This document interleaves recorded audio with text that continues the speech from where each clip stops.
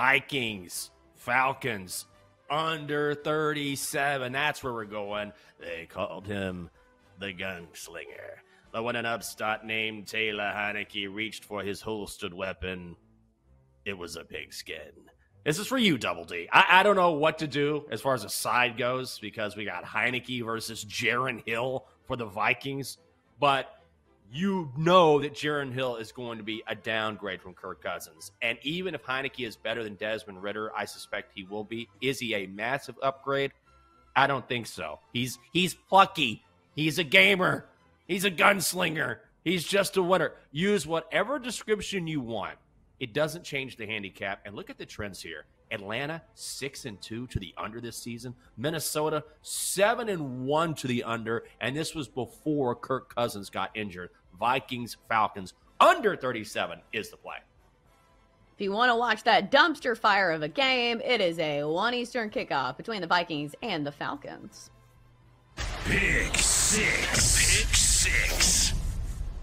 All right, speaking of dumpster fires, this is the king of them all. If you want to watch a terrible game, how about the Giants and the Raiders? I'm going to hit the under 38 for -125 between these two teams who have the worst offenses in the league. If you look at both of these teams, they've been super hot to the under. Giants 7-1 to the under. Raiders 6-2 to the under as well. Vegas has scored less than 20 points in every game but one. And you say to yourself, okay, well, the Giants have a bad defense.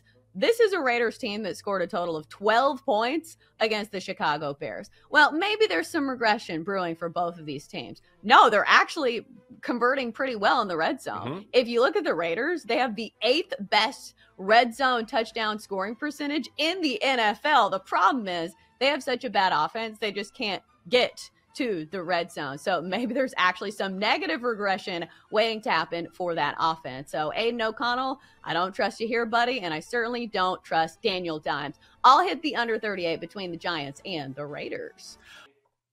Alabama, lane 3, hosting number 13 LSU. I had this pick earlier in the week. I heard our guy PJ Glasser on it as well, and I'm sticking with it. This might be the game that Jaden Daniels shows everyone he deserves to be in the Heisman conversation, along with J.J. McCarthy and Jordan Travis and Michael Penix Jr. He is amazing. He is electric. The problem is the LSU defense is not amazing. They are so bad against the run, and that will be the difference in this one. LSU is ranked 84th overall in rush defense. So it's not going to matter if it's Jace McClellan tatting the rock or whether it's Jalen Milroe taking off when he's in the pocket. Even worse, the Tigers, already weak against the run, keep losing key pieces on their D. Tackle Mekhi Wingo, cornerback Zy Alexander, both out for this game. So I expect the Crimson Tide to force LSU to stop them on the ground, and I don't think LSU can do it. It is a short number. Alabama, -3 in Tuscaloosa. It's a squad play. I'll be on Alabama as well, and you pretty much summed it up, but bottom line for me is this LSU defense. They were bad to start with, and now they're incredibly banged up. They'll be starting 3 true freshmen, I believe, at defensive back here. They're missing 3 of those defensive backs on the secondary. Also missing their starting defensive tackle, Mekhi Wingo, for this one. I don't think that trends well for an Alabama offense that's been explosive in their own regard. You look at Jalen Milroe averaging over 10 yards per attempt. So I know everybody's looking at the LSU quarterback in this one and saying, oh, this could be his Heisman moment. But also, he has to face the much tougher defense here. Alabama is not going to give him a clean pocket. They are 4th in the nation in sack rates. They are 14th in pressure rates. I think they're going to make it a lot tougher on Daniels here. I think it's Alabama winning at home by at least 3 points. I'll take the Crimson Tide -3. That's what I like, a squad play. I really like this play a lot. So I'm going to be on that. Going to be on Ole Miss as well, short numbers. And I think this has the possibility to be one of the better games this weekend. Certainly the rankings tell you that. The number tells you that. But I do think Chelsa, I don't want to say Alabama blowout because LSU is very talented. They have too many pieces on offense. But I think Alabama could sort of run away or get some distance between the two late in the game and just be the more physical team, because LSU, again, their defense is putrid. If they had any semblance of a defense, they might be able to keep this one close. I don't think it's going to happen. It's also a game with huge implications here in the SEC West, especially, for both sides, I guess you could say. Alabama, surprisingly, only has one loss, and it's not even a conference loss. It's to Texas.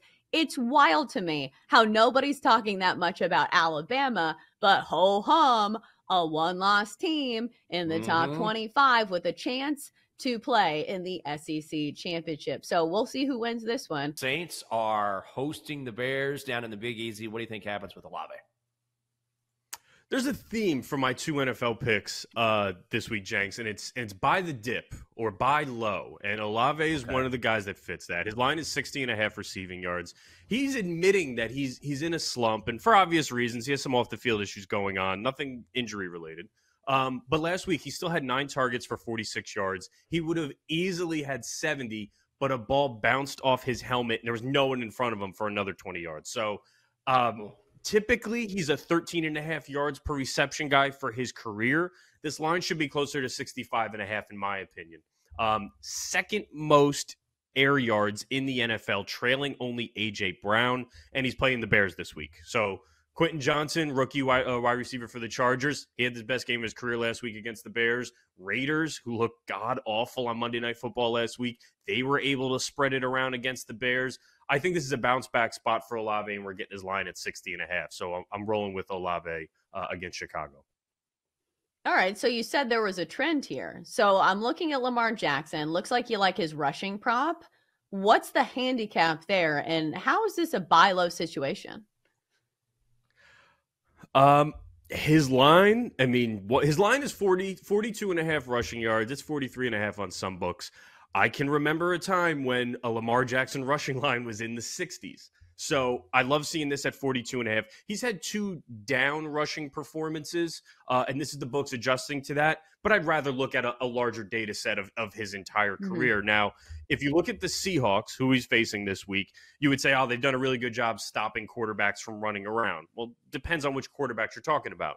If I look at the mobile quarterbacks they've faced, P.J. Walker, Josh Dobbs, Daniel Jones, those 3 combined for 7.6 carries, 45.5 yards, and 5.9 yards per carry against the Seahawks this season.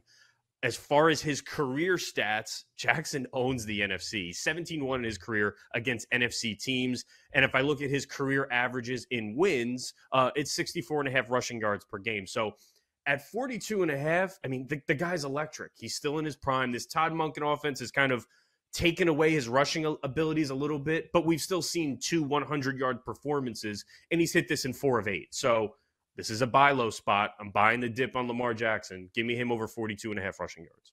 I wouldn't advise you to lay minus 350 at this point. At some point, he's going to have a dip in production where maybe you get him at a better price. And do you think he can stay healthy for the whole year? Because I think that's the main part of the handicap. To me, it's the only handicap. We have never seen anyone like Victor Wembanyama. There is a reason why there was all the hype surrounding him and it was tanking for Wemby, whatever it is. If you haven't watched him yet, he's not just some 7'4" guy, 7'5". I don't even know he's 8'11". The legend continues to grow.